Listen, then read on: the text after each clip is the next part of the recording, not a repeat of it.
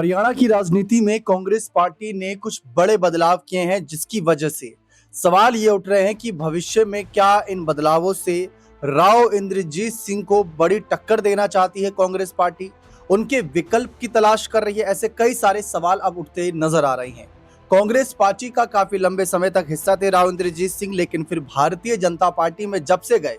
तब से देखा जा रहा है कि दक्षिण हरियाणा से बीजेपी को काफी बड़ी संख्या में वोट मिला और अच्छी खासी सीटें भी उन्होंने जीती। तो ये राव इंद्रजीत सिंह का दबदबा था जो कांग्रेस के साथ साथ बीजेपी में भी जाकर बरकरार रहा, क्योंकि कई बड़े नेता जो पार्टी तो बदलते हैं लेकिन उनके वोटर उनका साथ वहीं छोड़ देते हैं। ऐसे कई सारे दिग्गज नेताओं के नाम चाहे तो अभी गिनवा दें, लेकिन फिलहाल इसी यहाँ पर खबर को आगे बढ़ाते हैं। राव नरेंद्र सिंह को कांग्रेस पार्टी ने बनाया है पार्टी का नया प्रदेश अध्यक्ष, जो कि दक्षिण हरियाणा से आते हैं, और भूपेंद्र सिंह हुड्डा को दी है सीएलपी यानी कि कांग्रेस के लीडर ऑफ ऑपोजिशन की कमान। अब यहां पर जिस तरीके से ये बदलाव किए गए, ये बदलाव साफ तौर पर इस बात की गवाही दे रहे हैं कि पहले जो कहा जाता था कि जाट और दलित का समीकरण बनाकर कांग्रेस चलती है, उससे थोड़ा बाहर निकलना चाह रहे, क्योंकि कांग्रेस को ये नजर आ रहा है। देखिए, नजर तो सबको आ रहा है कि दक्षिण हरियाणा जो क्षेत्र है वो बीजेपी को कितना यहां पर जीत दिलाने में अहम भूमिका अदा कर रहा है। ये बात खुद राव इंद्रजीत सिंह भी कई बार खुले मंच से कह चुके थे, जब चुनाव था उससे पहले भी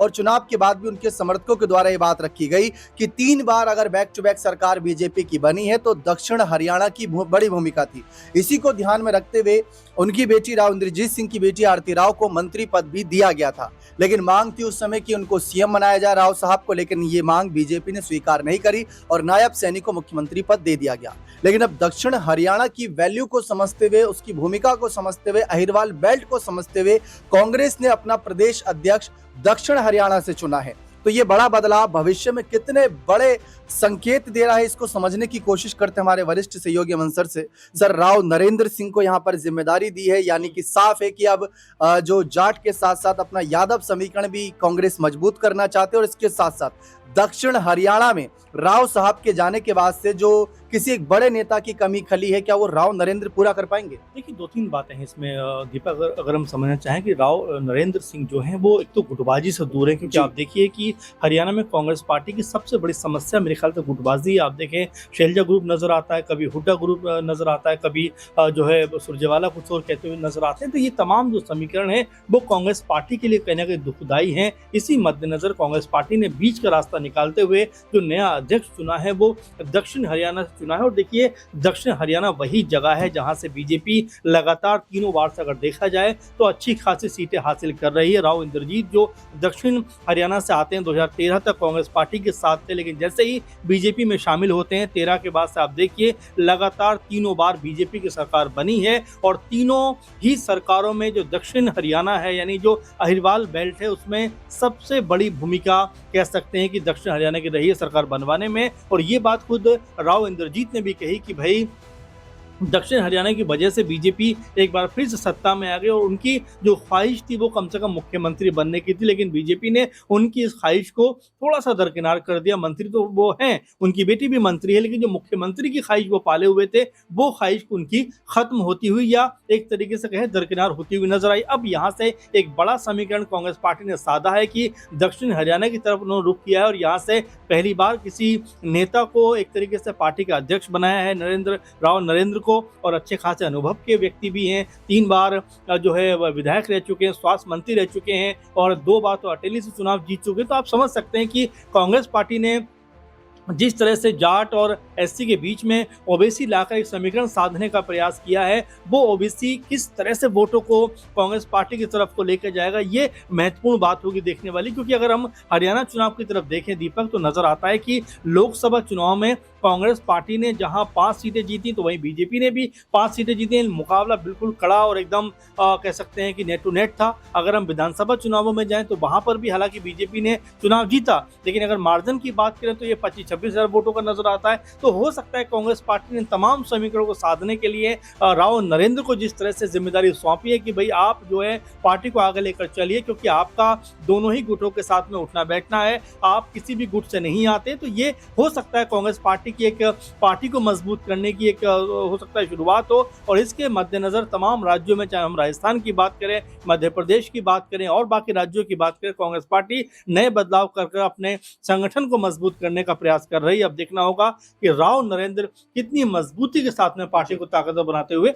दिखाई पड़ते हैं। राव इंद्रजीत सिंह की कमी को क्या पूरा कर पाएंगे, यही बड़ा सवाल है, क्योंकि राव साहब जब से बीजेपी में गए, जैसा कि यहाँ पर सर ने बताया, 3 बार सरकार बनी और अगर हम देखें तो इस बार बहुत क्लोज फाइट थी और सबका यही कहना था कि इस बार तो कांग्रेस निकाल ले जाएगी, ये चुनाव बाजी मार लेगी। लेकिन राव इंद्रजीत सिंह का एक खेमा था जो दक्षिण हरियाणा में ही क्या पूरे हरियाणा में लगातार मेहनत कर रहा, सक्रिय था और वह जानता था कि यहाँ पर कोई बड़ा बदलाव होगा और बदलाव हुआ कि सरकार को लगातार कंटिन्यू बनाए रखना अपने आप में ही एक बड़ा बदलाव था। लेकिन फिलहाल एक और यहाँ से सवाल खड़ा होता है कि भूपेंद्र सिंह हुड्डा को नेता प्रतिपक्ष चुना गया, ये भी बात गौर करने वाली है। जबकि भूपेंद्र सिंह हुड्डा को लेकर ही उस समय ये सवाल उठाए जा रहे थे कि आम आदमी पार्टी से गठबंधन नहीं हो पाया था, तो कहीं ना कहीं यही कारण थे। राहुल गांधी की भी कुछ नाराजगी आई थी सामने खबरें, और इस बीच कुमारी शैलजा को कहीं नजरअंदाज तो नहीं कर दिया, क्योंकि उनके गुट के भी चाहे 2, 3 या 4 विधायक ही सही लेकिन हैं, और जिस तरीके से एक दलित समीकरण भी साथ लेकर चलते थे, क्या उसका साथ छोड़ देंगे? क्योंकि जैसा कि यहाँ पर अब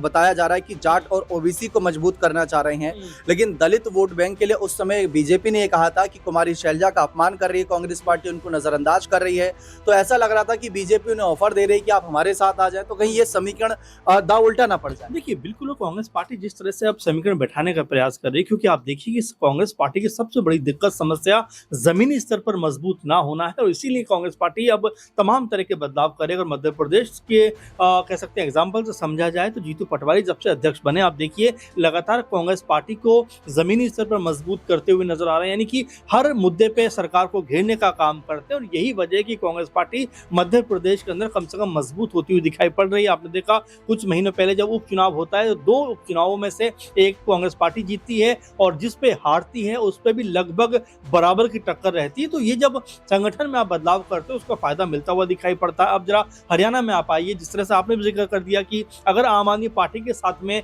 गठजोड़ हो गया होता तो शायद ये 22-23 हजार का जो हम वोटों की बात कर रहे हैं वो कांग्रेस पार्टी को नुकसान पहुंचाने के बजाय फायदा करता हुआ दिखाई पड़ता। इसीलिए हो सकता है कि अब यहाँ पर जिस तरह से राव नरेंद्र को जिम्मेदारी सौंपी गई है उसका फायदा कांग्रेस पार्टी को होता हुआ दिखाई पड़े, क्योंकि देखिए आपस में तालमेल बैठाना बहुत जरूरी होता है। अब ऐसा नहीं है कि ये जो